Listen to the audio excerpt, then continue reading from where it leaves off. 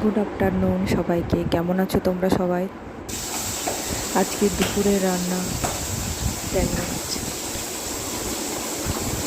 দেখো, এই যে দেখো, সুন্দরী লঙ্কা, ঝাল নেই, একদম ঝাল নেই।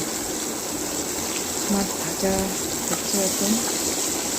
মাছ ভাজাটা দেখে মনে হচ্ছে আমিও ভাসছি নিজেকে গর্বের মতো। দেখো,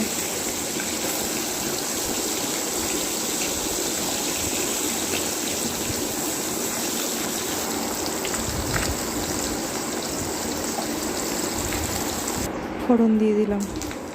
কালো কড়াই দেখে আবার ভেবো না সবাই যে কালো কড়াই রান্না করছি।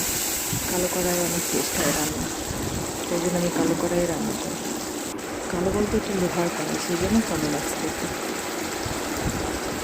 একবার রান্না করবেন সেই টেস্ট হবে। তাই জন্য আমি এই কড়াই রান্না করি, আমার খুব ভালো লাগে এই কড়াই রান্না করতে।